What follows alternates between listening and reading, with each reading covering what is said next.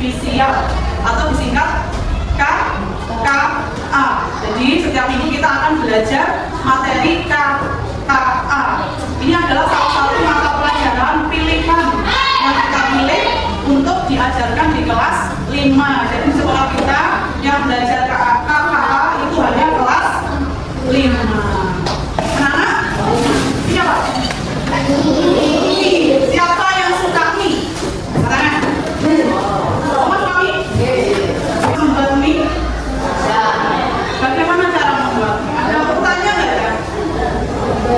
Bagaimana cara membuat mie? Yang pertama apa yang harus kita lakukan? Oh, rebus air. Oh, setelah itu tuangkan mie kemana? Adalah panci yang berisi air rebusan tadi. Setelah itu menyiapkan bumbu, dimasukkan ke dalam piring, ya. Setelah itu sudah dituang apa? Oh, menuliskan mie yang sudah direbus tadi. Lalu apa? Kalau sudah ditiriskan, diapakan mie-nya? Dicampur dengan bumbu yang ada di piring tadi. Kemudian yang selanjutnya mie siap untuk dimakan atau disajikan. Itu tadi adalah cara membuat mie instan. Semua sudah tahu seperti itu ya urutannya. Kira-kira kalau urutannya dibalikkan, bisa nggak? Bisa. Misalkan urutannya pertama makan mie-nya terlebih dahulu. Kedua, masukkan mie-nya di dalam panci. Misalkan urutannya dibolak-balik, apa yang terjadi? Mie-nya ya mungkin tidak akan bisa matang seperti kalau kita melakukannya secara urut. Nanti kita akan belajar tentang berpikir komputasional. Salah satunya tentang algoritma. Apa sih algoritma juga? Kita akan belajar algoritma. Tapi tenang, jangan khawatir. Materi algoritma ini tidak akan sulit. Ya, salah satunya seperti langkah-langkah membuat mie instan tadi itu termasuk salah satu langkah termasuk materi dari algoritma dasar. Algoritma dasar itu adalah langkah-langkah atau urutan-urutan yang terstruktur seperti tadi. Nanti kita akan belajar seperti itu. Kita akan belajar membuat urutan langkah-langkah yang sistematis dan logis. Dua kata kuncinya, sistematis dan logis. Sistematis itu berarti urutannya urut mulai dari awal sampai akhir sesuai, dan logis. Logis itu apa ya? Logis masuk akal. Nanti Bu Ana punya LKPD, ini nanti kalian selesaikan dengan berkelompok ya. Ada 1, 2, 3, 4 kelompok.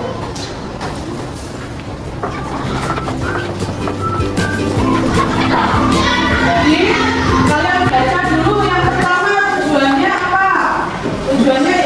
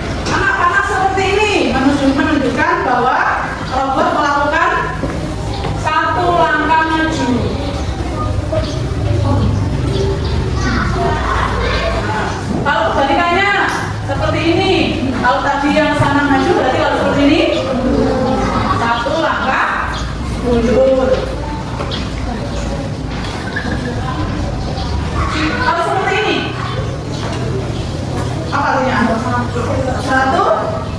Oh, satu langkah belok kemana? Nah.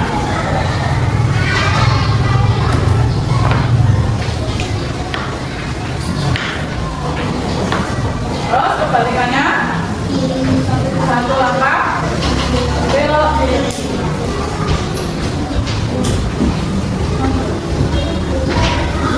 Tugasnya adalah kalian bantu robot ini, kalian berikan anak panah kemana arah robotnya supaya si robot ini bisa sampai ke rumahnya.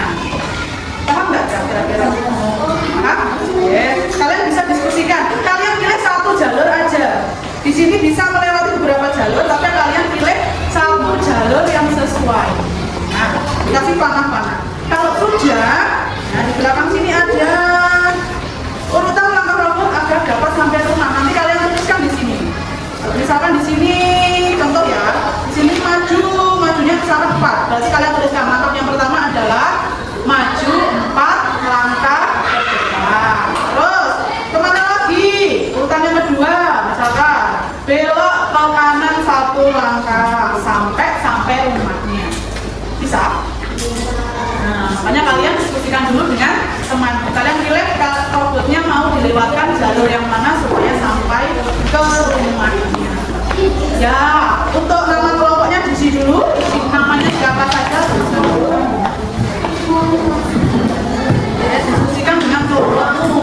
Jangan dikerjakan sendiri, tapi diskusikan dengan kelompokmu bersama. Kasih panas. Terus maju lagi. Belok juga boleh, maju juga boleh. Perhatikan ya, kelompoknya sama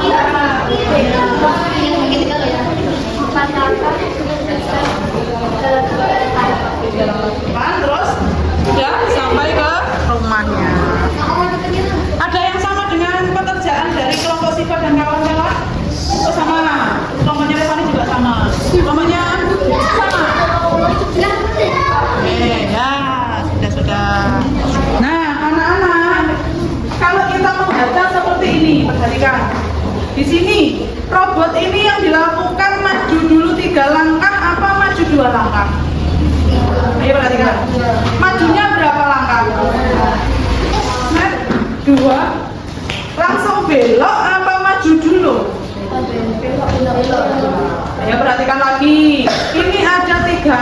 Ini majunya kalau seperti ini majunya 2 langkah apa 3 langkah? Dihitung lagi, perhatikan lagi. Diingat, kita maju dulu saja. Halo, kita maju dulu toh. Maka tidak maju kalau maju 2 langkah itu seperti ini. Perhatikan ya. 1, 2. Langsung kalau belok kanan berarti langsung belok sini. Tapi kalau sampai beloknya di sini, berarti hitungannya majunya adalah 3. Berarti nanti dibetulkan ya. Ini majunya maju 3 langkah. Terus belok ke mana? Kanan atau kiri? Kiri. Belok kiri berapa langkah? 1, 2, 3, 4, 5. Belok kirinya 5 langkah. Baru kemana lagi? Maju lagi ke depan. Berapa langkah? 3 langkah. Belok kanan dulu ya, setelah belok kiri, terus belok kanan. Belok kanan, baru dilanjutkan dengan maju 3 langkah. Kalau masih ada seperti ini, belok dulu enggak? Masih ada seperti ini kalau mau ke sana.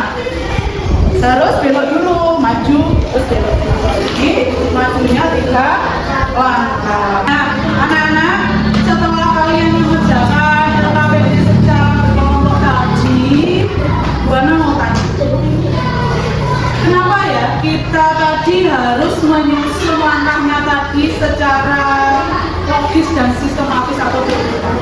Kenapa? Boleh nggak kalau kita menyusunnya tidak berurutan? Boleh nggak? Ya, tidak boleh. Kenapa urutannya harus logis? Harus sistematis. Arah yang dilalui robotnya harus jelas. Kenapa? Ada yang tahu? Ada masih? Ya, kenapa? Supaya robotnya bisa sampai ke rumah. Ya, supaya robotnya bisa sampai ke rumahnya. Siapa lagi yang mau menjawab? Supaya robotnya tidak nyasar. Ya, supaya robotnya tidak nyasar. Dari permainan membuat urutan langkah-langkah yang harus dilewati oleh robot supaya sampai rumah tadi, kita belajar sebenarnya. Kita sedang belajar membuat urutan yang sistematis yang bisa diikuti oleh semua orang. Itu sebenarnya kita sedang belajar seperti seorang programmer. Ada yang tahu apa itu programmer? Kita sedang belajar seperti seseorang yang sedang membuat program komputer, program yang dijalankan oleh komputer. Nah, kalau kita membuat sebuah program itu harus sistematis, harus logis. Kenapa? Agar program yang kita buat itu bisa dijalankan oleh orang lain. Misalnya tadi kita membuat instruksinya yang harus dilakukan robotnya tidak betul, apa yang terjadi? Robotnya bisa nyasar seperti kata Justia tadi. Robotnya tidak sampai ke rumahnya. Boleh, ya. Yes.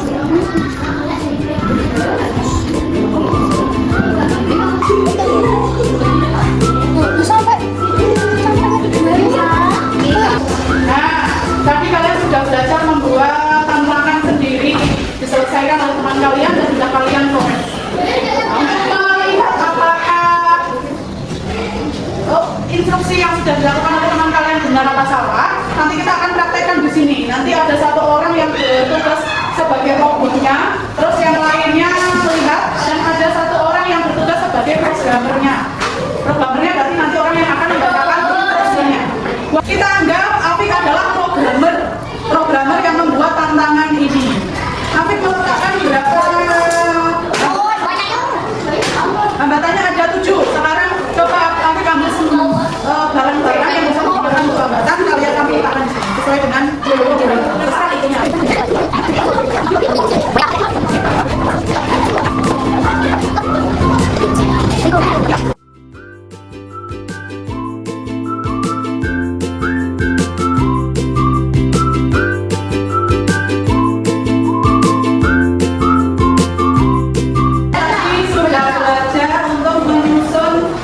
Instruksi yang teratur atau sistematis dan logis, sama seperti seorang programmer yang menyusun program untuk menjalankan sebuah robot untuk mencapai tujuan. Tapi kalian juga belajar dari programmer tersebut. Kira-kira ada yang kesulitan mempelajari materi tadi? Masih ada? Karena kita baru pertama kali, tidak apa-apa, nanti kalian pelajari lagi di rumah. Minggu depan kita belajar lagi memperdalam materi yang ini dan memperdalam materi selanjutnya. Atau semangat.